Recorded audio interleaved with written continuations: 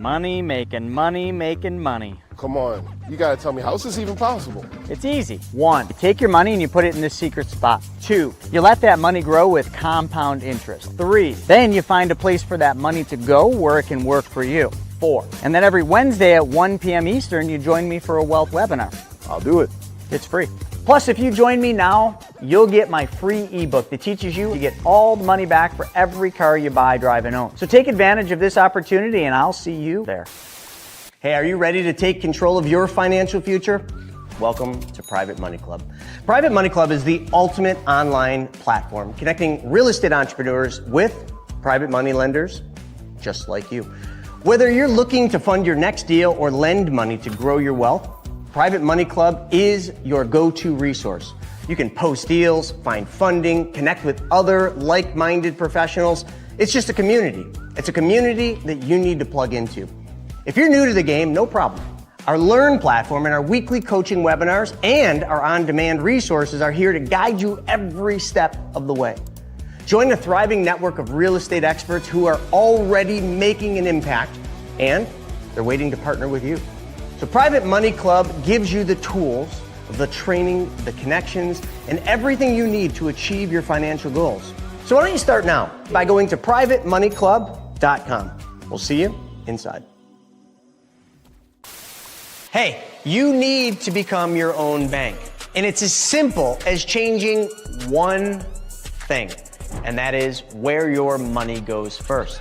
I mean, think about it. Household debts in this country are at all-time highs. You got tons of market volatility. You got the potential for Social Security running out of money. You've got global uncertainty, political divide, and you have to figure out where you're going to put your hard-earned savings. I mean, this is one of those times in history where the rich are getting richer, and it is time to learn the secrets of the wealthy. But here's the good news. Every single Wednesday at 1 p.m. Eastern Standard Time, I put on a free webinar where I teach you how to take back control of your money by teaching you how to become your own bank. So click the link below and let's get started. So let's go into the app, because the app was created after a dating site, believe it or not. So people with money and people that need money. Phone, swipe left. Swipe left. Ooh, I like that one. Swipe right. You want to go on. If you got money, you want to swipe left through all the deals. When you find one you like, boom, you're connected. How much more difficult does this really need to be? This isn't rocket science. They want you to think it is because they want control of your money. It is time to take back control of our money.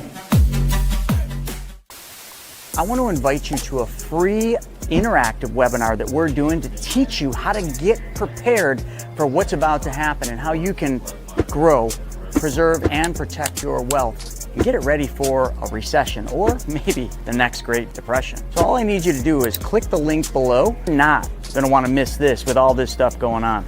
Are you sick of having your money lying around not doing anything? Well, we've got the solution for you. PrivateMoneyClub.com. Back to you, Chris.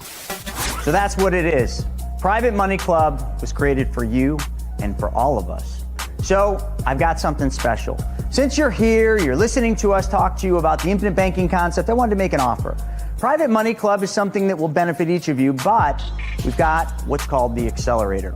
The Private Money Club Accelerator is a coaching program that takes together the knowledge that you'll need to be your own bank and puts it together with the opportunities in Private Money Club so that now you learn and apply the knowledge. Check it out. We got a very special offer for you to be part of the next Accelerator coaching program and get you into Private Money Club so your money starts working for you. Hey everybody, it's Buff Finance Guy here, ready to show you how to make some serious gains.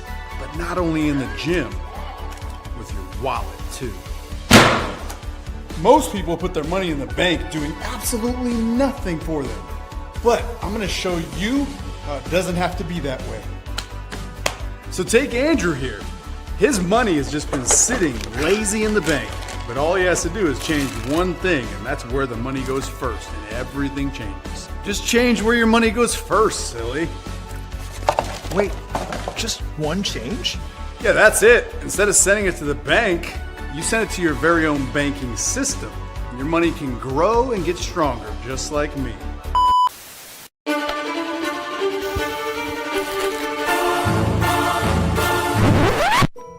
It's time for Money School TV.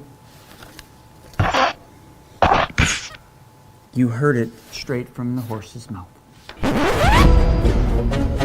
He's been on the fence to come to PMC Money Take. I'm telling you right now, you're missing out on a treat. This is the ultimate watering hole for lenders and borrowers. If you've got decent deals, you'll find the funding for it. The networking here has been fantastic. Absolutely phenomenal. Tremendously beneficial. Oh my gosh, so many people to network with. First day, I probably met 5 or 6 people. They show me ideas, I show them ideas. We're actually on stage about 20 minutes ago, and since then, I've already had about 20 people reach out. There are several people that I'll probably will be doing business with. I have like 15 private lenders ready to fund my deals. The people here are amazing and so welcoming. You walk in, everyone greets you right away. No one is a stranger. It's just an amazing and comfortable place to be. There's so much stuff that I've been able to learn that I didn't know. I've had aha moments over and over again. They talked about normal rates of return, not 6%, we're talking about 10%, but in a way that's ethically sound and stable. It's full disclosure, but helps walk you through everything. They even talk about it on stage of like, we've already made the mistakes, so here we are, and we're teaching you to not make the same mistakes. You get to learn from us, you get to just follow our direction and just see what you can do. I've gotten great things out of the virtual events, but there's no comparison to actually coming here, experiencing the energy, and getting to meet all of the people. Everyone is here looking to grow in some capacity. Being in this environment, it allows you to feed on that and foster that. During the event, they had a lender-borrower meet and greet, which is pretty cool. It's different when you can spend some time, have a meal together, hang out, joke around. The people are just a blast. It's so much fun. The community of the Money Tank PMC, the whole crew with Chris, Stephen, Jonah, everybody, and Joe, they've all helped me out. It's been changing my life. You're gonna learn something, you're gonna meet someone, and it's definitely gonna make a big difference in your business. Not by a little bit, but by a lot. I mean, you could stay stuck thinking you can do it on your own. There's a lot of people that I talk to is their issue, and then they come here, and I talk to them a year later, and they've grown so much just by coming to this event. Started at $15,000 in credit card debt. As of today, I have $550,000 out in private lending. That's what this teaches you. I tell people all the time, you have to get in the room to be around the like-minded people. Go. It's worth it. Just come. Do it for yourself. Do it for your business. Take action. You got to do it. Come to the event. You don't want to miss it. Well, the biggest thing I hope that people get is something that they can actually apply in their lives. You know, that's the biggest thing for any of these events that we want. We want people to leave here not just riled up, not just excited, but actually going out and doing something that'll put them in a better financial situation, help their family. And for the speakers, my goal is that they go out and they impact the audience and bring something the audience never had exposure to that allows them to then fill in that piece that they're looking for. I'm going to be talking about more lease options. I'm going to be talking about equity shares. I'm going to be talking about a bunch of fun stuff today. Because again, I'm not here to teach about how to do those deals. I'm here to teach about how to invest in those deals. Filled with individuals that are like-minded, that are at the top of their craft, they're at the top of their game. And for anybody that's an attendee, it's just a mind-blowing experience. It's almost going to be hard to speak anywhere else but here because it was such a great experience. I felt like, I don't know. It was amazing. Nothing less than amazing, literally. At the PMC Money Tank event, which is an epic event that we're putting together that does one thing and one thing only. Makes everybody money. It brings people with money together with people that need money. It's like a peanut butter and jelly sandwich. You just smash them together and everybody wins.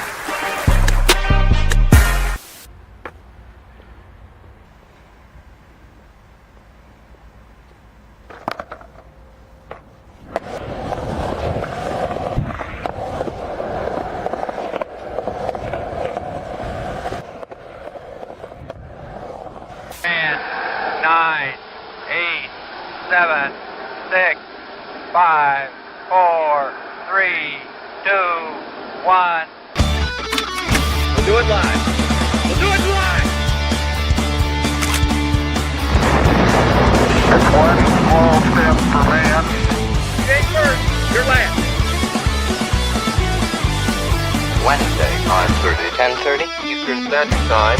Going live! Hey, good morning. All right. What is going on, Nagy? What's going on, WTF? How is everybody doing out there? It is February the 11th. February. Valentine's week. Love is in the air, St. James. Yeah. And I'm loving what we're hearing out of a lot of places in the world. I hope that everybody had an amazing weekend. It was a Super Bowl weekend. Lots of talk coming out of the weekend. Nagy, what did you get into? Oh yeah, I watched the Super Bowl. Kind of took it easy. Not a Super Bowl party, as I was kind of a couple teams I don't care too much for, and ended up being a blowout of the Patriots. A pretty rough offensive performance against that just unbelievable defense of the Seahawks. So interesting. Like always, watching the commercials, heard some of those. Kind of mingling with people, so didn't closely hear them, but saw a couple afterwards. Some funny ones, you guys are trying, but didn't quite get there. Of course, the halftime show probably took over everything, or the Dole halftime show, right? I guess there was somebody competing against the main one, and I guess we could talk about that or what you guys' opinions on it. But that's about it, James. Nice weekend, relaxing down here. Beautiful weather and winter down here in South Florida. So the freezing cold is gone. We're back to beautiful 70s and sunshine. So yeah, man. But Valentine's week, love is in the air. As Bad Bunny said, right? The only thing greater than hate is love. So perfect time. Gotta love it. Gotta love it. Yeah. Up here, obviously, Super Bowl culture is massive up here, as we are the home of the chicken wing, the buffalo wings. And some places, some of the most popular chicken wing places here in Western New York were actually closed down for the Super Bowl because they're saying, look, we cannot keep up with orders. We run into so many delays and difficulties. I'm talking about, the big three that we have out here. And they just said, you know what, we're not going to do anything and allow our coworkers and employees to just enjoy the game and be as stress-free as possible. So I think that's a big shout out right there. But I mean, in a lot of cases, you have to order a day in advance if you hope to get your order in. And yes, this Super Bowl was huge. It actually was the second most viewed Super Bowl of all time. And I know that we are going to get into this a little bit later. But when frequently asked who was the winner of the Super Bowl, of course, a lot of people will say it was the Turning Point USA broadcast. Some people will say it's Bad Bunny. And I'm very interested to see what we have here in the comments right there about all of those things. So definitely want to get into that. So today, guys, we have an amazing show lined up for you. We're going to be talking about Mr. Beast. I know that is in the doc there, Nagy. We're going to be talking about... Let's see here. We're going to be talking about the jobs report that actually just came out and what direction we feel the United States is going in. We're going to talk a little bit about Bitcoin. And of course, what about the Olympics? Like everything with going on with the Super Bowl, the Olympics has been just completely glazed over. And I would like to talk a little bit about the finances of the Olympics and how it affects those Olympians and how we compare to the rest of the world. So, Nagy, what do you think? Should we get started? I love it, man. We one other topic hopefully we can get to today is AI. And yes. Some interesting articles coming out about AI and the acceleration, and people are not ready for it. The more I read, the more I see, the more I talk with our AI team here at BYOB. It's wild stuff. So we can get into that a little bit, but we're going to start with the U.S. economy and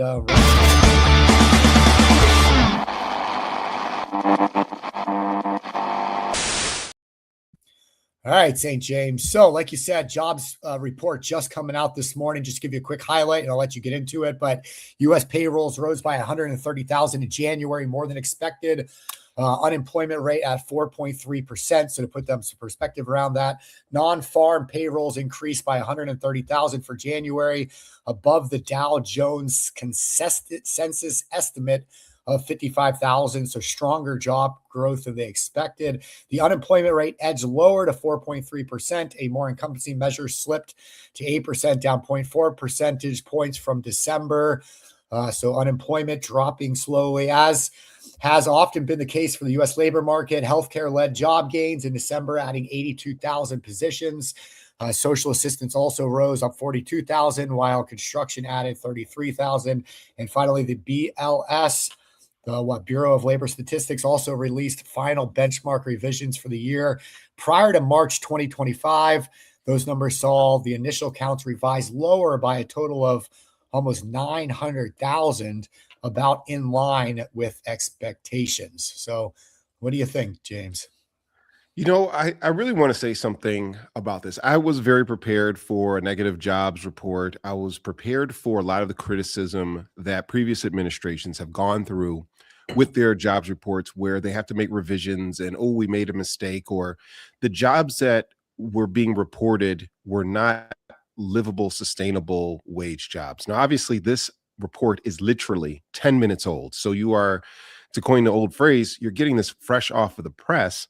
So there could be some revisions happening. And the reason why I am a little bit skeptical of this jobs report, which I'm very glad to see, at least so far, seeing unemployment drop from 4.4 to 4.3 means Americans are getting back to work again. It means that some factors of the economy are working. So when you may see people say, well, Americans just need to get back to work, they need to want to work again, that is such an antiquated viewpoint to have, that it shows that people are out of touch of what's going on with reality. If you want to actually know what's going on, pay attention to things such as the economic report, and it will see, hey, people are trying to get jobs.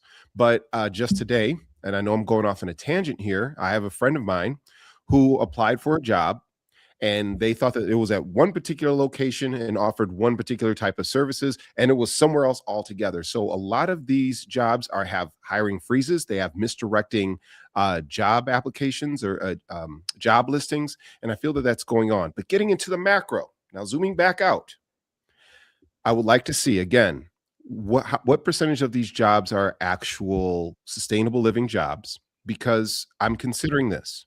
We may look up at Amazon. Amazon just had, I believe, about 30,000, maybe 15,000 jobs. We're talking high-end jobs laid off. UPS had a massive layoff as well. And then there was like a trickle down. The question that I would ask everybody is, were those just sensationalist headlines? Were they part of a long-term trend? And those are the points that we need to look into, those KPIs, as to where did those jobs go? What were they replaced by? And where do those people migrate to?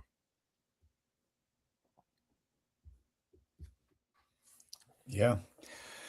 It's it's always interesting to watch the revisions when it comes to these jobs reports, and with unemployment, I mean, are they counting everybody? They always talk about how there's people that fall off the unemployment count because they've been unemployed for so long, or they're no longer looking for a job because they can't get one. And so I always say, take those reports with a grain of salt. I mean, they typically will push the stock markets, a couple hundred points one way or the other. In the grand scheme of things, it's pretty irrelevant. It's always headline news. But yeah, I agree with you, James. And it's really like that, in my opinion, with all news, right? It's hey, when the news comes out, wait 48 hours and then react to it. And almost everything you see within 48 hours, something gets changed or revised, or the truth comes out, or whatever the case is. So I always say, sit back, try not to react to this stuff immediately.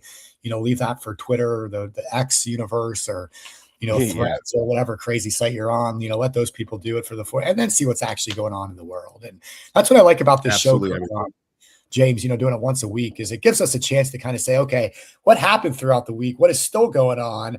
And let's talk about those topics. But when it's headline news like this, we got to hit on it real fast. Right? You got to hit on it. And I mean, let's look at it. Look how the Dow jumped. The stock market woke up today, and it just was recovering from a slight little slump after the Fed chair nomination news. It hit a bit of a bump. We saw silver and precious metals prices absolutely tumble, even though they are still up, if I'm not mistaken, about 10% year to date. So, I mean, if you had gotten into the market earlier in the year, you'd still be up in terms of those fashions, but you would have faced some significant losses. So this is a reactionary market. Fundamentals, while they do play a factor, we have to remember that retail investors within the stock markets, within the different markets, make up a very significant percentage of this. And most retail investors within the markets are emotional. They aren't data driven. They go off of vibes, they go off of headlines, and they will react basically accordingly. And we have to understand that. Now, when whales move, the entire ocean goes with them. There's no denying that.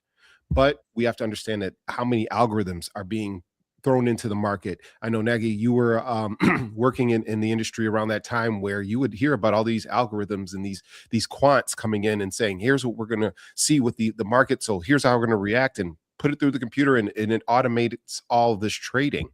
So Yeah. we have to be if you are a person who is involved in the stock market, you have to be very, very educated about these things and just kind of gauging what is the public opinion going to be in reactionary news such as this.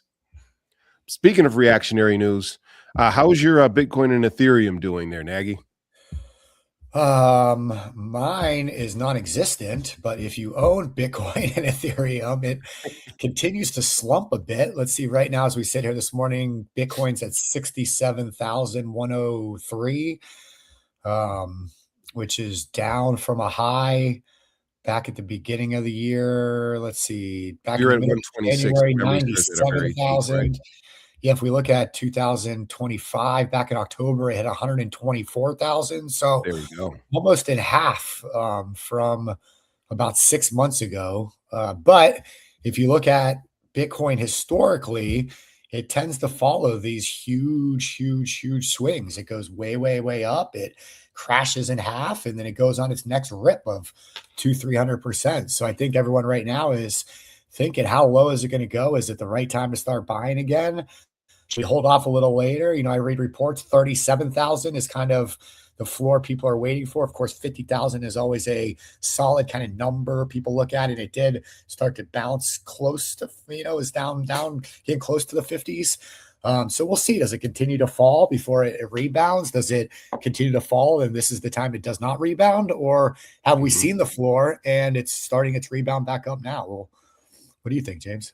This is quite interesting because we know that Bitcoin doesn't have any actual intrinsic value. It's not backed by the full faith in government of the United States. It was supposed to be the great equalizer that allowed decentralized trading amongst people and all that fancy talk. At the end of the day, I feel that Bitcoin is a hype indicator. If something feels really hyped up, people are buying into it, it goes up in value. If people get worried for whatever reason, again, it's reactionary, people are going to slide off. And I remember, 20 years ago, I want to say about 20 years ago, I'm kind of showing my age here, but 15, 20 years ago, if you even talked about Bitcoin, people were like, what are you talking about? Like, this is weird. You mean I'm going to pay for a pizza with this imaginary currency? And now it has become pretty much a staple item in our financial conversations. Now, obviously, see people such as yourself, Nagy, don't believe in it. You don't want to touch it. And I, on the other hand, have dealt with every single swing, fall, miss, cliff, and rapid moonshot as well. So you end up with a deal of mental toughness, as any investor would. Right now, I am hearing a lot of people saying that it's forecast to drop to about 40K. And some people are absolutely salivating because they sold high and now they're looking to get in back in the low, which is basically a fundamental of, investing. So I am interested to see how this all plays out.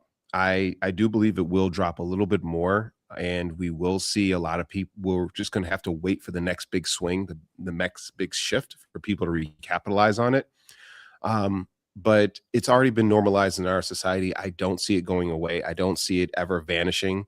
And if you're the conspiracy theorist, of course, a lot of people are expecting that the US dollar will completely disappear. We're going to erase all the US debt, and it's all going to be about the digital currency that's going to replace it, which means cryptocurrencies en masse, not necessarily Bitcoin, will be what we generally consider regular dollars and cents, which I'm going to find quite interesting.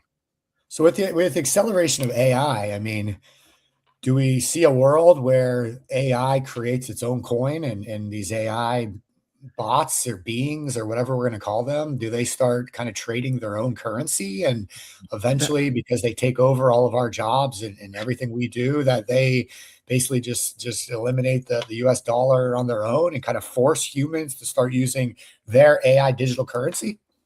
That's a great question, because what does an AI need in terms of currency? It as long as it has energy, as long as it has a digital realm, a server to exist in, it'll be just fine, right? So how does it interact and interface with? It's basically it's human servants that it needs to provide for that, unless it's able to do it itself. So will AI become its own self-sustaining ecosystem? And will it need a currency? I don't think it'll need a currency. It'll need consensus. That's what it'll need.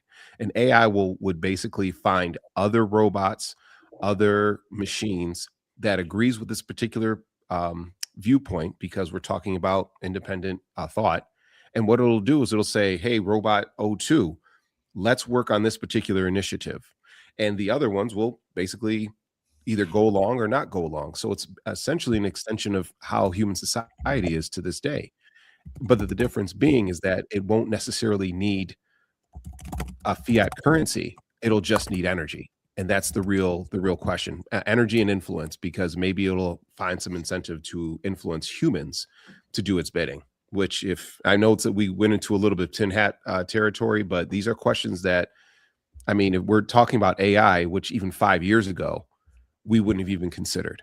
So now we have to explore at least some of those options moving forward.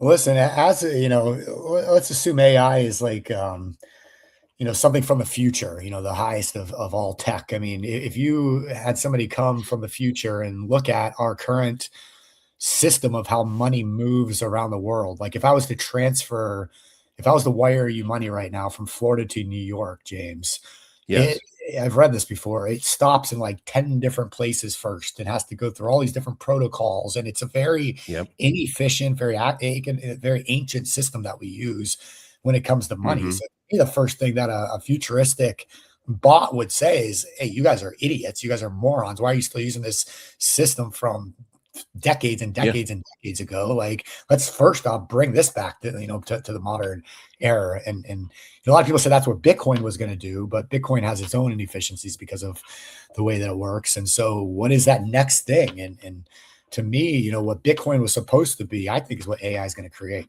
That's my bold prediction. Exactly. There are certain cryptocurrencies such as Stellar Lumens and XRP, which were supposed to solve a lot of that and basically circumvent a lot of the clearinghouses and inefficiencies and friction points that exist in today's traditional financial model. The question is how readily is it going to be adopted, and how much do the powers that be, the people who make money from all these transaction fees and such, who own these networks, for instance, like Visa and MasterCard, are they going to want to give up that power? Are they going to want to share that power? Or is a new power going to be ready to just take it over because they failed to modernize? I mean, just like you said, if we go back to, let's just say the 1800s, if memory serves, we're talking about the Wild West. And what was happening is we were transporting money by stagecoach. So within 100 years, now we have electronic transfers with a lot of efficiency. So what does that mean in terms of emergent technology moving forward? And more importantly, what does that mean for people right now, 9-to-5ers or investors? How can they capitalize on this? And I think the answer becomes, one, finding out the the firms that are actually looking and investing into finding those frictionless systems and finding those particular currencies that they may believe in. And this is not, of course, this is not investment advice, but finding those things so that you can invest in the future. If you don't have the time or the expertise to build out those things yourself, find the people who have the time and expertise and the capital to do themselves, and align yourselves with them now, so that later on you've planted the seed, so that later on you have your money tree that blossoms later. Yeah, man, it's going to be interesting to watch. AI is really accelerating. I mean, here's headline news coming out right now this morning. Heineken. Anybody Heineken drinkers out there? Heineken has slashed up to 6,000 jobs.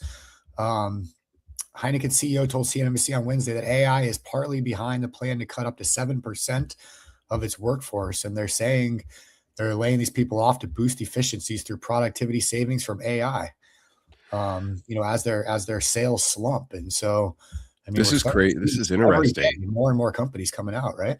So let's look at this, Nagy. Let's look at history. And let's move forward. The last time we saw this, I remember in the 80s, I'm a kind of a Gen X millennial, but I remember in the 80s, there were a lot of manufacturing jobs that were lost to basically electronics, to robots. And people said, well, this is going to be the end of the world. And yes, hundreds, thousands, if not millions of jobs globally were lost to automation. So we're seeing the next cycle of that. And yes, there were certain jobs that helped maintain the robots, but in mass, where we had basically unskilled labor that was getting paid decent amounts of money, a livable wage, were basically completely replaced by robots, and people were mad. Then we got normalized to it. This was the ethos. This was the mental cycle that we went through as a people.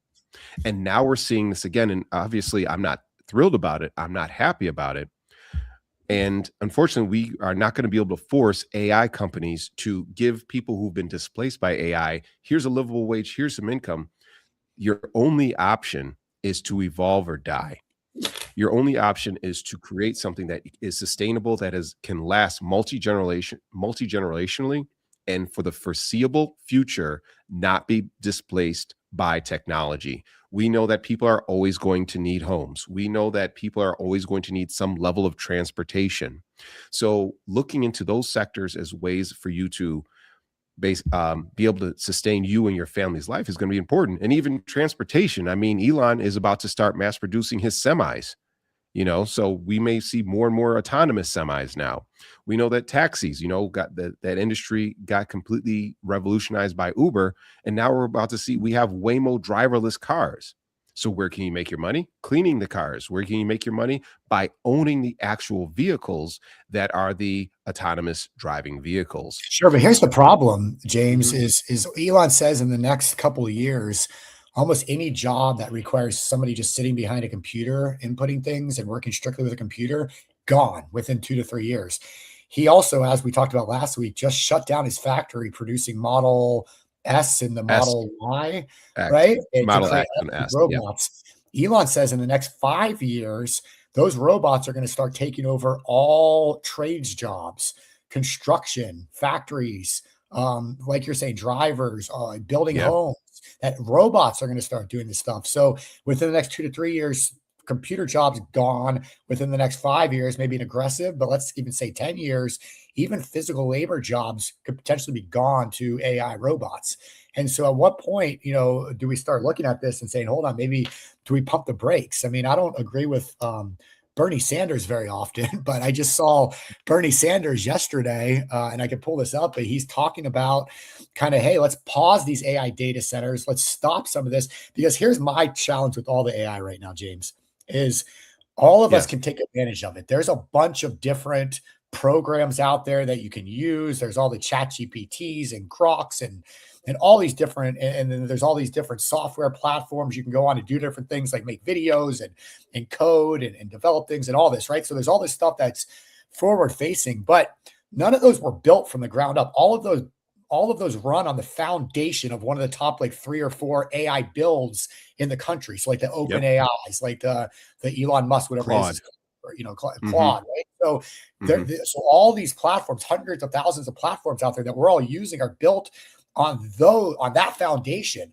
But guess what? There's only 3 or 4 of those foundations in the world, and there's only several hundred, maybe several thousand engineers that are the ones that are actually building that and controlling that and making it what it is. And so my worry with all this is you have 3 or 4 companies across the world with a handful of thousands of engineers that are building everything that could potentially take over our entire earth in the next 4 to 5 years. I mean, think about that for a minute. It's we do. I think we do. And I think a lot of people agree. I don't think your concerns are unfounded, because if you had told somebody from 50, 60 years ago that we'd have driverless cars, computers that think for themselves, and these, robots, essentially, they'd be like, wow, you live in the future. That has been quite sustainably throughout history. This has been the vision of the future. Now we're at the precipice of it. And the question is, and the problem is now, is that the toothpaste is already out the jar, out the tube. You can't push it back in, but hopefully it can be guided and placed into a place where it'll be so that people can coexist with these new conditions, these new societal conditions here. I'd like to get to some of the comments here, Nagy. So the frogs got used to the water seat before. I don't know what that means, but I like it. Thank you. That's where I find AI tax interesting. Can we just get these robots being efficient and prop up this country and pay their taxes? Okay, that'd be cool. A robot tax. That's something that I think that really is pretty viable right there. Also, I just want to bring up a quick aside. I'm sure some of you guys saw the autonomous robo-taxi Tesla reveal that happened down in the studios. I think it was in Texas, or it might have been in Florida. And there was a bunch of robots there. One was, making drinks, and people were like, oh my gosh, these are robots. Well, they weren't. What it actually was telemetry. Somebody was in another room, another studio, and they basically had motion capture technology that would mimic whatever the person is doing. So it wasn't a robot. It was just a person working remotely doing all of these highly complex tasks. And we're seeing robots right now, which are doing laundry, for instance. And again, it was the exact same thing. So you ready for this? What if the new job, until the technology catches up, okay, hear me out here, Nagy. What if the new job is going to be remote robot labor? Okay, because we know articulation takes a lot of time, but what if you could live in Park City, Utah, and you could telecommute into somebody's house and basically be their maid as their in-house robot? I feel that that's going to be the job. It's going to be a menial job, and it's going to happen. All right. We've already got the network of communication set up. We've already got the basic particular fundamentals of robot technology to make that happen. And I think that that's going to happen until eventually the robots can work autonomously for themselves. I want to get to a few more. Tech schools, people always need plumbers, electricians, and mechanics.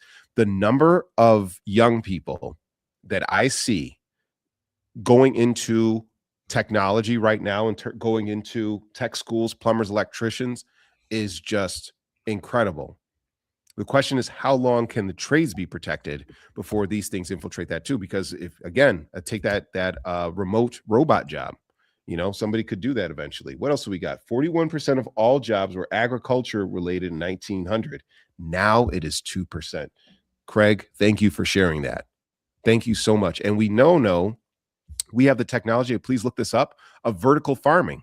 So now we can grow twice as much in half the particular growing space. I mean, just ask Nagy. He's got a shipping container in his backyard that he grows these green plants. I don't know what you're growing back there, Nagy, but I sure want some.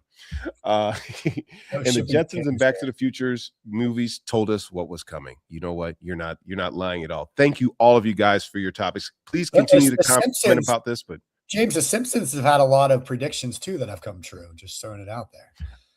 By an order of magnitude, ranging from Donald Trump to remember, I think somebody was trying to block the sun, and that was actually regionally proposed at one time. So that is way too cool.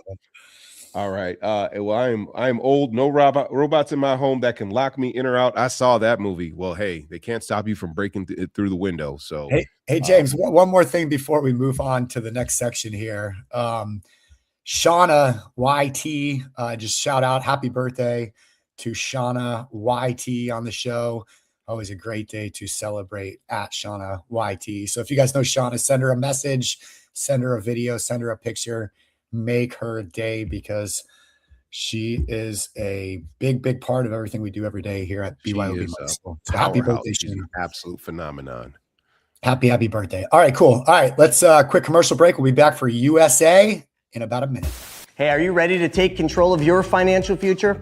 Welcome to Private Money Club. Private Money Club is the ultimate online platform connecting real estate entrepreneurs with private money lenders just like you.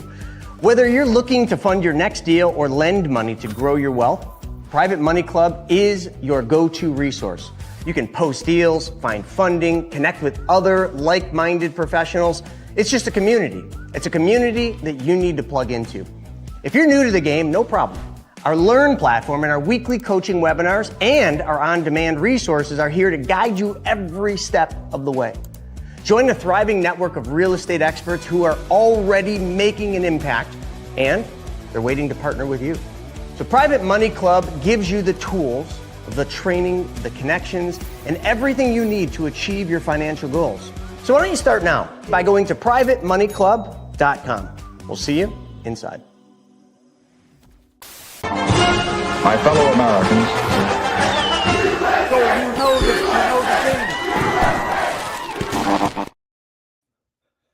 all right.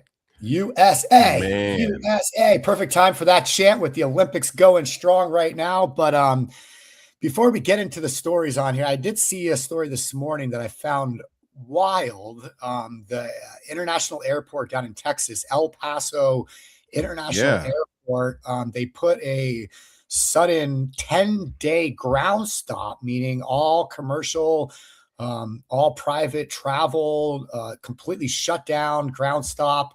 Nobody allowed to fly in or out of El Paso International Airport down in Texas. Nobody knew why, but that was just abruptly lifted. Apparently, there's news coming out right now that Mexican cartels had drones that had entered U.S. airspace, but the Pentagon acted to neutralize them, and apparently the threat is now over. Okay. So That tracks. I'm willing to believe that story at face value right now. We know that the cartels have been using every method possible to transport drugs into the United States. It's a huge industry. I think people would be shocked about how much financial influence that the cartels have, at least in the southern border and just throughout the United States as well. But I mean, using the drones and having to, shut them down, they have specialized weaponry just for that. That means they must have had a flotilla, an armada of drones coming over, and guys with those little things on and just, oh, shoot, you can do that with AI now. Because I mean, we've seen those drone shows, right? So you don't even need to just have one person. You could have one computer and it'll do about 20 different drones just off the rip. So that's pretty substantial right there. What do you think though, Nagy? yeah, no, drones are a whole nother wild topic, right? I mean, they're being used more and more in warfare right now, and everybody's seen the videos coming out of the Russia-Ukraine conflict, especially, and yeah, I mean. We live in wild times right now. I just saw that the Trump administration is now saying they've taken out all the ships on the water, and now they're starting land strikes. So they were saying that, basically they needed to get rid of all the boats. So the cartel leaders couldn't hop on a boat and run away. And now that they've eliminated all the boats, they're saying now they're going after these cartel leaders on land. So they're continuing to escalate that. I don't know what you call it. It's not a war on drugs. I mean, I don't know. Please don't let it be a war on drugs. That was a massive cover up right there, but that's a whole nother story. Anytime the government launches any kind of war on anything, it ends up being completely counterintuitive and bullshit, in my opinion. But oh wow, we're agreeing on an awful lot today, Nagy. At this point, we're not going to have a show. Yeah, I mean, anytime it's like that, there's always a huge financial incentive for these particular countries. But we do know that innovation is, especially within the criminal underworld or the overworld for that matter, usually outpaces what the government can do. Any type of government can do. So if you get rid of boats, we'll build tunnels. You close up the tunnels, we'll fly drones. You do one thing, we're going to do another. I'm sure a lot of you guys have seen enough TV shows out there that talk about the criminal underworld and more specifically the cartel industry. And you see that they have so many different methods available to them in order for them to be able to traffic illicit goods into the United States. I mean, heck, one of the greatest series of all time was literally Breaking Bad. And look at what Walter White Heisenberg did in order to sustain himself. And as a little bit of an aside, he started being a drug dealer because he needed health care for his family. Yeah, just a little aside there. But Nagy, it was the Super Bowl, brother. It was the Super Bowl. And this was the second highest viewed Super Bowl of all time, even though it was an absolute snooze fest. People are saying it was just good defense. What do you think? Yeah, I mean, listen, Drake May, the quarterback for New England, young guy, has a lot to learn. It's a tough position. You're playing the best defense in the league this year statistically. I feel for him. It was a struggle the whole game. I think the 7 sacks. I mean, it's hard to win a game. You're constantly getting hit like that. So I feel for Drake May and the Patriots. A lot of people say, hey, that's what happens. They had the easiest schedule in the NFL this season. They drifted through, never had any real tough wins. And that's what happens, when you get to the top stage in the Super Bowl. And so, this year went to the Seahawks. They got an unbelievable team. It's really cool to see Sam Darnold, the quarterback for the Seahawks. He's been around the league for a while. He's been passed to several different teams, found a home in Seattle, and just had a Super Bowl winning, unbelievable year. And fun fact about Sam Darnold, his grandfather was a Marlboro man. So you guys remember the Marlboro man, on the horses smoking the Marlboro cigarettes. So his grandfather was the Marlboro man. So when you're the grandson of the Marlboro man, I mean, I feel like if you don't win the Super Bowl at some time in your life, you're a failure. So congratulations to Sam Darnold for upholding that family name and in that sense. Absolutely. I mean, and let's just make this as a parable for life. Sometimes you could be the right person in the wrong place in the wrong team. And it takes a big effort by the people around you in order to make something happen. So, I mean, that's where you see things like the BYOB, a family of businesses, the Vault, and most specifically, Private Money Club, because you're going to be around other investors who get it. Interview people who, if you're even, of course, you're watching the show, so that already makes you part of the 1 to 5% of people who are saying, look, I want to take advantage of my financial future. You just got to be around the right people. That's what kept me walking through the door. That got me walking through the door, and why the hell I haven't left yet. Even though Nagy's like, man, don't show up every Wednesday, man. To just stay home. It's okay. It's okay. But speaking about more athletics, we've got the Olympics, and more specifically, I'm sure you heard about skip this. the halftime show. I want to hear what people's thoughts on the halftime show was. Man. Oh, absolutely. So yeah, Nagy, I was very surprised. I was very surprised about this. You know that they said last year's Super Bowl halftime show was actually more popular in terms of viewership than this year. What was last year's? Last year was Kendrick Lamar. Kendrick Lamar. Well, I didn't understand a word that guy said either. So, okay, I got you. That makes sense. But I mean, I haven't heard so much talk and so much takeover of the public ethos within these past few Super Bowls. Kendrick Lamar was a huge talking point because of his beef with Drake, and was he actually going to perform them Not Like Us, which was a huge cultural moment for people who are in touch with the hip hop community. And then of course we had Bad Bunny, which drew some ire amongst, well, let's call it more conservative people in America, saying that this is un-American. And then we had people like Jake and Logan Paul, the two brothers. They kind of had a public disagreement because they're saying, well, look, I mean, this guy's a fake American. And then he turns around and says, I don't know what was wrong with me, man. I forgot Puerto Rico is part of America, despite the fact that I live there. It was a revealing of a lot of people's particular cultural viewpoints. And you're entitled to your opinion. Let's be clear and upfront and face it. I mean, there's people within my community who were like, I don't want the Super Bowl is not the halftime show was not in English. I don't want to watch it. But then they're going to turn around and listen to something in another language all night, like going to a reggae party or something like that. So I'm like, there's a little bit of duality and nuance to your statement there. Did you tune into both halftime shows, or did you split and jump between channels, or two screen it? What'd you end up doing there? Yeah, I mean, with Bad Bunny, I think you got to kind of break it out, right? He's a very polarizing figure prior to the Super Bowl. I mean, there's videos of him burning American flags and standing against some of the stuff going on. And, he's come out in kind of the whole very, very progressive, like wanting to wear dresses, just to represent, and like, so very controversial, but that's what stars do. I mean, that's kind of part of that whole rock star world. And he makes political statements here and there and things like that, which since they all do these days, right on one side of the aisle or the other. So for me, I kind of went into it with an open mind. Let's just see what he does for the Super Bowl. And so to me, I thought it was a great show. Like he didn't bring any politics into it that I saw. I mean, he started out basically saying, hey, and I can't say his full name. It's got like four Spanish names. Benito, blah, blah, blah, blah, blah, blah, blah, right? So he comes out like, that's who I am. He looked professional, had the football, like brought it all in. The production of it was unbelievable. I mean, they set up a house on the field that he fell through the roof, and all the bushes that were out there. And I saw some pretty funny jokes around that, but we'll leave those for later. But so I thought the production of it all was amazing. I thought the performance was really good from that standpoint. I didn't understand it, but that's the beautiful thing about music. You don't have to understand it. People watch opera all the time, and opera, nobody understands Italian. And so to me, I thought it was an incredible performance. He didn't get political, in my opinion.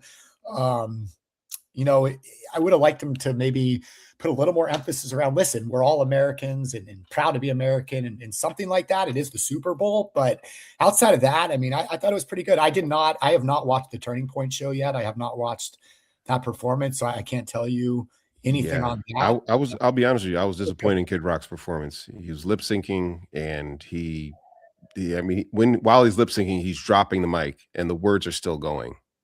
Look, Kid Rock, love him or hate him. He's not my favorite artist. I used to like him back in the day, but and he came up in a very difficult time for music as well. But you owe your audience the best performance possible. People are coming to you and be like, look, we came here to see you. We don't want to see this guy. We are actively choosing you. You owe them a better performance than lip syncing and then doing a bad job lip syncing. I'm just talking about the pure mechanicals of this. I'm not going to get into the politics around it, because thank goodness sports is supposed to be the neutral ground and music's supposed to be the neutral ground, even though we know that some of our top musicians from across the spectrum have always used their platforms to vocalize their particular messages. It goes hand in hand, just like you said there, Nagy. Yeah. And I see a lot of people, you should look up what the translation of his lyrics are. I get it, but from my understanding, the songs he sang at the Super Bowl were not crazy controversial lyrics and things like that. I mean, if you want to talk about lyrics, Kid Rock, go back and listen to his lyrics from back in the day. There's some really, really. Whoa, hold up, Maggie. I went to a Kid Rock show probably 25 years ago, James. He has strippers on stage. But I wasn't expecting this from you, Nagy. I was actually trying to stay away. I call it the way it is, right? Like, man. I will say, Kid Rock's the man, though. My buddy sent me this yesterday. He landed. He's got a house that's right down the road from me here. And he landed back in town yesterday at the local airport. My buddy took a picture of it. So this is his jet, but he's got the middle finger on the back of it. I mean, you got to love more the rock guy. and roll than that, right? This was a shot from yesterday, him landing back in Southeast Florida. But just nice. Man. He's just a very controversial guy in and of himself. Video with the audio, it was pre-recorded. I can't agree with that one right there, but that's the excuse that he gave. But sure. But you gotta like what Kid Rock is doing. He's definitely gained a huge second wind to his career. What's going on with his current administration? And I'll tell you what, Benito did a great halftime show. Yeah, maybe if you were watching it in person, it didn't look so great. Guess what? It's meant for TV. You've got 40,000 people in the stands, but you've got over 120 million people watching across the world. So yeah, I'm pretty satisfied with it. And it was fun to watch, and we see a lot of people. We saw it was just entertaining. It's a halftime spectacle. Now, you know what's funny? Here's the thing, though, is that these huge Super Bowl halftime shows weren't taken seriously before in living color. Do you remember that, Nagy? When? In Living Color. It was a show back in the 90s. It launched the career of people like Jim Carrey. Well, one year what happened is Fox said, we are up against the Super Bowl. What type of program can we put out? It's on a Sunday. What Sunday shows do we have? We have The Simpsons. We've got In Living Color. And these are shows that were literally at their peak. And Living Color said, you know what we could do is when the halftime show comes up and they've got, a parade and whatever it is, what we'll do is we're going to tell people as soon as it hits halftime, as soon as the last play hits, what we're going to do is we're going to put on a halftime show, a halftime episode of In Living Color, and it'll be marked perfectly to coincide with halftime for the Super Bowl. And then they put on an amazing episode, and people literally flipped the channel, went over to Fox. Super Bowl lost a whole bunch of their viewership. And then right at the end of In Living Color, they flip back. And you know what they did the following year that In Living Color did that? Is they got Michael Jackson to be the headliner for the Super Bowl halftime show. So that's how influential that particular show is. I think that's a great move in striking where your opponent is weakest. Hey, a lot of people say that Michael Jackson was one of the best halftime performances of all time, too. So it worked. Oh, yeah, absolutely. That's him. It was Whitney Houston. Some people are saying Bad Bunny. I think that's a recency bias thing right there. And I haven't seen anybody else really be in the conversation currently. But speaking of Michael Jackson, you see there's a Michael Jackson docu movie, whatever they call it, coming out. That's looking great. I can't wait to see that. I'd love to see that. Yeah, I mean, if you grew up with Michael Jackson, if you grew up with the high water pants, the shiny socks, and the one glove, um, I don't think we're going to see somebody in the music space as influential as Michael Jackson. I really don't. Maybe the influencer, the social media influencer space, we might see somebody like that. But in the music space where people are just falling out like that, not even close, because he transcended all cultures. He transcended all types of music. And the nature of the music industry itself is not the same as it was back in the 80s and the 90s. Not even close. Because you had more gatekeepers back in the 80s or 90s, whereas now everybody can get in front of a camera, everybody can have a home recording studio, and they can produce their own music, which then dilutes how much industry, how much basically your total audience. And people only have so much time in the day. And now we have the advent of AI slop and AI music, which is now putting another twist on the industry. So no, I don't think that we'll see that. Obviously, Taylor is shutting down the game. Right now, of course, we've got Bad Bunny, but it's not going to be to the same level whatsoever. I mean, people were falling out. Football stadiums, soccer stadiums, falling out. Yeah, it's pretty cool, man. I'm stoked for this movie. I mean, producer of Bohemian Rhapsody, which was a fucking great movie as well, and Training Day, one of the most classics of all time. I mean, so with this lineup, I don't know this actor. I'm gonna assume he's badass, but April 24th, man. I don't go to many movies. I might have gone to the big screen 2 or 3 times in the last 10 years. And this is one I might have to go to the big screen to see for sure. All right. So one thing I wanted to point out real fast, I saw Shauna was saying that Jake Paul said he didn't write that, I guess, about Bad Bunny. But speaking of Jake Paul, I saw him at the Olympics. Did you see him there supporting his girlfriend, the speed skater? I only bring this how up was that going? because she won the Olympic gold. She set an Olympic record for speed skating, and she is absolutely beautiful. So I just wanted to say congratulations to a very talented young lady dating Jake Paul, who, the Paul brothers, very controversial figures in and of themselves. But I give them a lot of credit too. I mean, from being basically YouTube kind of star, some of the first YouTube stars, kind of punks, young and teenagers, to turning themselves into these like elite fighters and athletes, and just what they've done. I mean, it's pretty cool, man, in my opinion. Absolutely.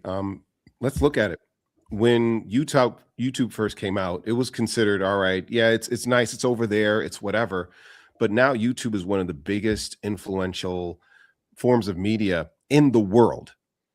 And that's why it's important. Hey, sometimes you want to jump onto something while it's early, while it's in its infancy stage. Maybe you're not getting paid well, but with sticking through it, it can have massive, massive payoffs. And of course, the Paul brothers have made their mistakes in the past.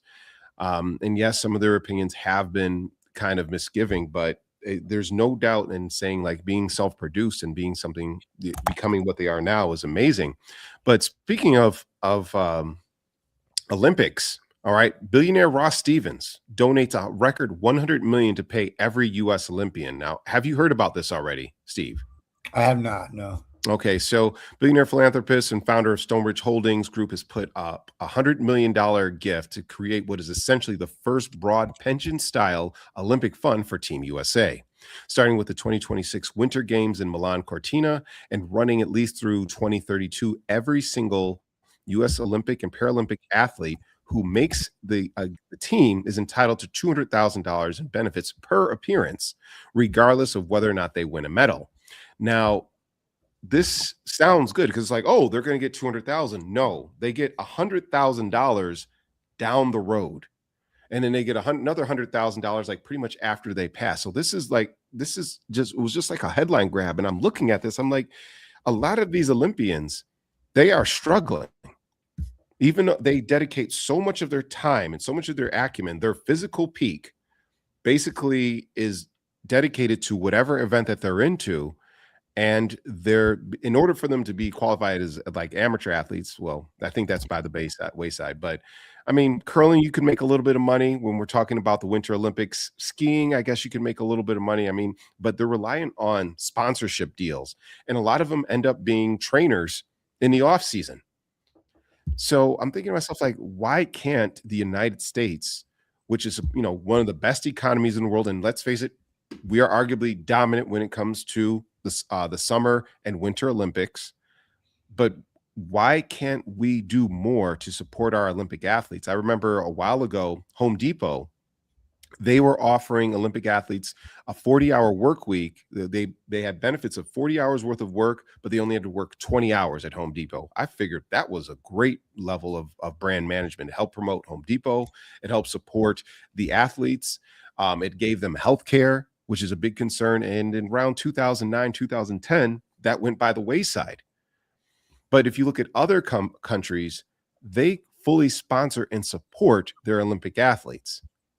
So we're talking about the number one economy in the world doesn't support the number one way to champion yourself, your country in front of the rest of the world as well. I just don't find that parallel very well.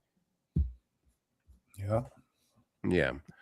All right, cool. So we got the last few minutes here before we wrap. What final topic? We got any kind of what the F type stuff we want to hit to? Oh, absolutely. So we were talking about Moltbook, right?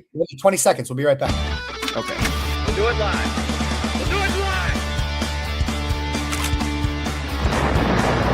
It's one small step for man. You ain't first. You're last. Wednesday, 9:30 to 10:30 Eastern Standard Time.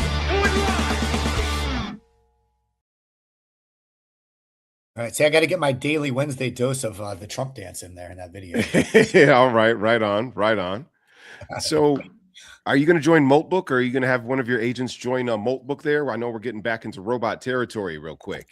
I don't know what Moltbook is. Can you let me know? So, imagine this for everybody here in WTF.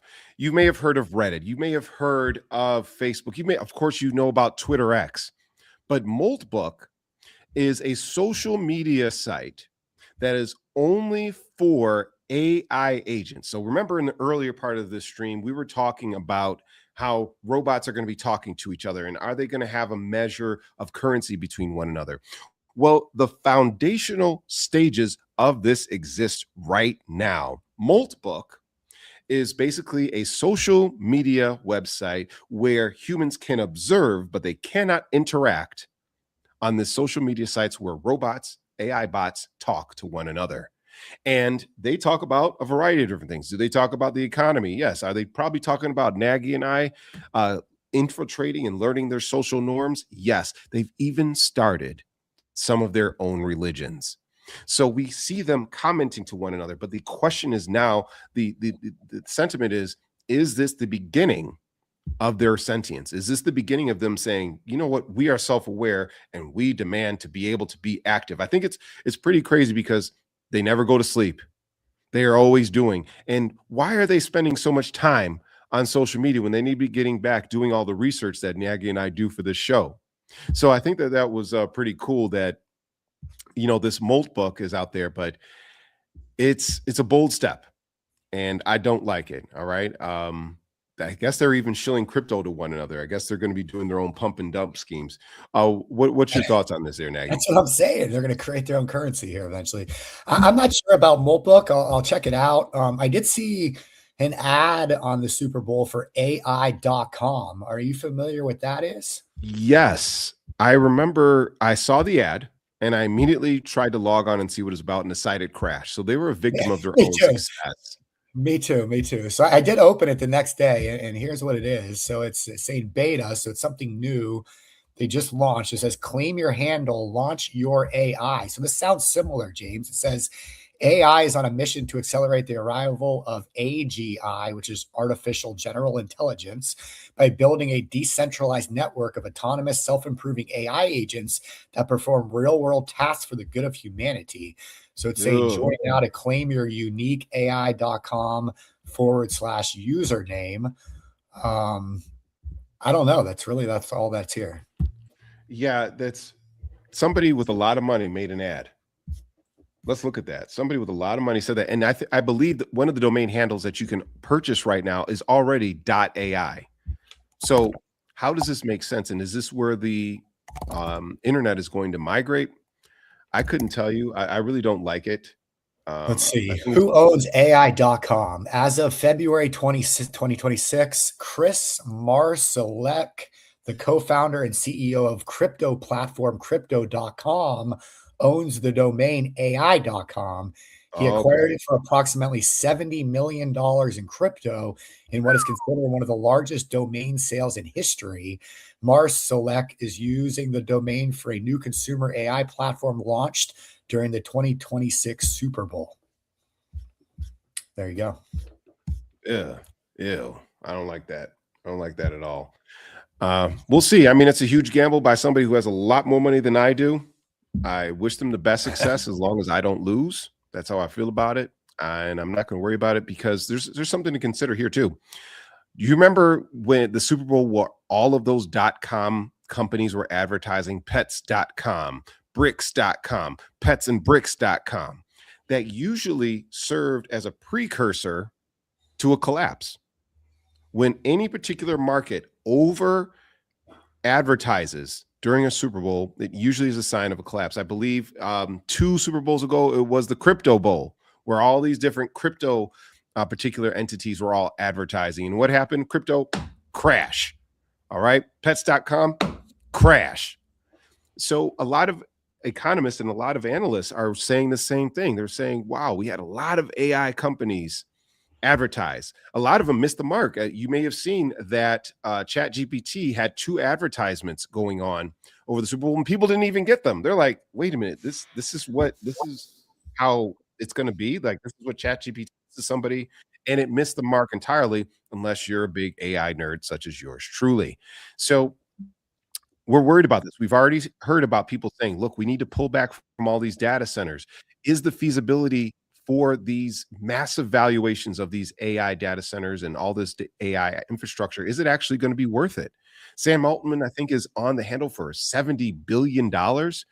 And people are worried that if his business doesn't pan out, who's going to pay the loans? Some people are saying, look, he's going to have to turn to the U.S. government to bail him out. Is AI too big to fail?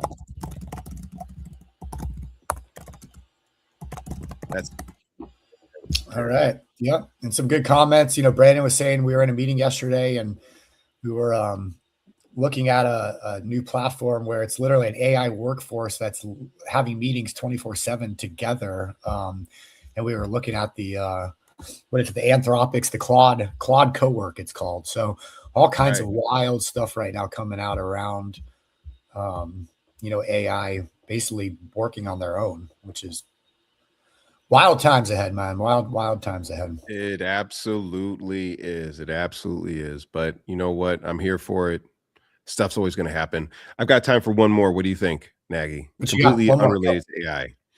So Mr. Beast, again, talking about YouTube influencers, you know that he is starting up his own bank. I did not know that. Yeah, so he's starting up his own bank. He bought the rights to, I'm afraid I forgot the name of the bank here. But it's basically a fintech platform. And what he's doing is it's called Step. And Step has about 3 million active users. And what he's doing is he understands a very, very huge principle. One, he's leveraging his massive marketing name, and he acquired this small fintech firm. It's his first company that he's acquired as opposed to built up from the ground up. And it, covers the whole checking, savings, crypto, investing. But if you looked at the actual marketing for this, it doesn't show people with $100 million, $100,000 in the bank account. It shows people with $50 in their bank account, $25 in their bank account. This is on the marketing markups for all of this. And the question is, why would you do this? Well, Morgan Stanley and all these big banks that are out there, of course, they're trying to fish and catch whales, people who have these huge, massive bank accounts because they want that under their holdings. Well, the thing is eventually those people are going to pass away and they're going to be held in trusts and passed on to other family members and loved ones. But Mr. Beast understands something. He knows that the window for opportunity with people with their bank, that window is from when they're a kid to maybe about their early 20s. Nagy, how many bank accounts do you have and how many policies do you own? Several and several. And we know that a lot of people don't like to migrate from one bank to the next. We know that a lot of people have bank accounts that their Netflix is coming out of, their automatic withdrawals. All that stuff is already set up. So there's like, oh man, you want me to start up another bank account and move all of my stuff over there? That's too much friction. So imagine if you're young, where you don't have all these things, you don't have all of this, all these automatic withdrawals, and your mental pathway is still flexible enough to say, you know what, I'll just stick with this. And that's where he's talking right there with this particular Step Finance. And he's got the brand visibility and the presence to actually make this pretty successful. And I would like to see what type of outcomes of this is going to be, because this is a long-term plan, but banks think in the long term, and who also thinks long term is also insurance companies. So if Mr. Beast offers Mr. Beast insurance, I might be inclined to sign up. That's all I'm saying. Yeah, it'll be interesting, James. I mean, it goes on to say in the CNBC article, he said, Mr. Beast says, his name's Jimmy Donaldson, by the way, but he said, nobody taught me about investing, building credit, or managing money when I was growing up. That's exactly why we're joining forces with Step. I want to give millions of young people the financial foundation I never had, lots to share soon. So I think it's an interesting experiment. Like you said, I mean, he's the largest YouTuber as far as subscriber count. He's very well known, especially among young people. Young people, like you said, tend not to really study finance or reach out to learn about finance or maybe care about it. So it'll be interesting to see if what he's been able to build with the younger crowd and generation, if he can take his influence and transfer that to the financial world. It typically doesn't happen with the young people. So we'll see, if Mr. Beast is the guy that can break through to that younger generation and have them kind of open their eyes to some of these different, investing and finance strategies that are out there. Absolutely. Well, those are my stories for today there, Nagy. I know we're going a little bit over in time, but we had a lot to talk about. And it was an absolute pleasure. And it was great to see all of you WTFers up on the live stream today as well. Yeah, I love it, man. Well, I'm not one for yard sign slogans, but as Bad Bunny said at the Super Bowl, hate, the only thing greater than hate is love. It's Valentine's. So I hope you guys all have a great Valentine's weekend. Have a great week this week. Enjoy it. If you're up there in the snow, go make some snow angels. If you're down here in Florida, get out there and have some sunshine on your face. But we're going to have a full rest of the week of shows. So we'll join us today. It's going to be myself and money mentor Brian Fouts. We are going to be talking about the top 4 questions around infinite banking. And we're going to be discussing some feedback that we got from our BYOB Blueprint 3-day event we just put on a couple weeks ago. So join us at 1 p.m. for Wealth Webinar. Of course, 4:30 Eastern today is Ask Me Anything, where you can come this same platform, Facebook or YouTube, ask your questions, and our whole team will answer those questions live. And of course, tomorrow, PMC Coach Noah Harris puts on the PMC Quick Start webinar. So join us for that. If you need anything at all, give myself or St. James a shout. We're here for you, but appreciate everybody joining. James, take us away. All right, guys. Great seeing all of you out here in WTF. We're going to be here next Wednesday talking about awesome, amazing stuff. And if you have any ideas or topics that you want to have discussed on the show, make sure that you reach out to us. We will be here each and every single Wednesday. And until then, I will see all of you next week. Like and subscribe.